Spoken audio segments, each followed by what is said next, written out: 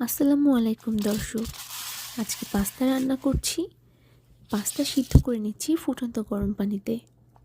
যা যা সবজি লাগছে: একটা গাজরকে পিল করে কিউব করে কেটে নিলাম, একটা বড় লাল ক্যাপসিকামকে কিউব করে কেটে নিলাম অর্ধেকটা, আর নিচ্ছি লাল মূলা, এটাও পাতলা করে কেটে নিচ্ছি, পেঁয়াজ আর কাঁচামরিচ। প্যানে বাটার গরম করে তার মধ্যে পেঁয়াজ ভাজবো প্রথমে। একটু ভাজা হয়ে এলে এর মধ্যে দিয়ে দিব কিউব করে কেটে রাখা চিকেন। 1.5 কাপের মতো চিকেন নিয়েছি, 1.5 কাপের একটু কম। একটু লবণ দিয়ে পেঁয়াজের সাথে চিকেনটাকে ভেজে নিব।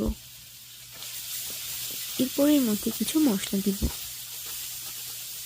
এর মধ্যে একে একে দিয়ে দিব রসুনের পেস্ট এবং আদার পেস্ট, সাথে দিব লাল মরিচের গুঁড়া।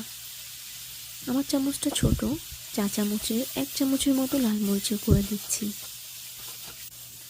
এভাবে কিছুক্ষণ ভেজে নেওয়ার পরে একটু জিরার গুঁড়া দিলাম, 1/2 চা চামচ হবে, আর একটুখানি সয়া সস 1 চামচের মতো, আর 2 চা চামচ টমেটো সস।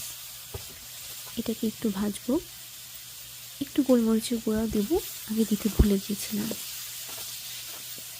এটাকে একটুখানি কষাবো চিকেনটা একটু সেদ্ধ করার জন্য। এটাকে একটু পানি দিয়ে কষাবো, একটু ঢেকে চিকেনটাকে সামান্য সেদ্ধ হতে দিব।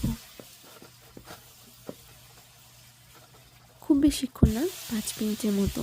এরপরে এর মধ্যে দিয়ে দিব গাজর, একটু লবণ আর একটু গোলমরিচের গুঁড়া। এর সাথে দিয়ে দিব সেই লাল মূলাটা। সবগুলো সবজি পাতলা করে কাটা, তাই বেশিক্ষণ লাগবে না সেদ্ধ হতে। ক্যাপসিকাম আর কাঁচামরিচও দিয়ে দিব। খুব সুন্দর করে এদেরকে একটু হালকা ভাজি ভাজি করে নিব। এই পর্যায়ে দিয়ে দিব ক্রিম অফ মাশরুম। পাস্তা যে কোনো ক্রিমেই হয়, তবে মাশরুমের ক্রিমটা আমার কাছে খেতে খুবই ভালো লাগে। আপনারা চাইলে ডানো ক্রিম দিয়েও এই পাস্তাটা করতে পারেন, সেটাও খেতে ভালো লাগে। খুব ভালোভাবে ক্রিমের সাথে এটা নেড়েচেড়ে মিশিয়ে নিব। একটু শুকনা লাগছিল, তাই সামান্য একটু পানি দিয়ে দিলাম। মাশরুমের ক্যানটা ধুয়ে একটুখানি পানি দিলাম। এটা একটু মাখা মাখা থাকবে, খুব বেশি পানি দিতে হবে না। খুব ভালো করে মিশিয়ে নেওয়ার পরে এর মধ্যে সেদ্ধ করা পাস্তাটি ঢেলে দিব। সেদ্ধ করা পাস্তার সাথে চিকেন ও মশলা খুব ভালো করে মিশালে ব্যাস তৈরি খুবই মজাদার হেলদি এই পাস্তার রেসিপিটি।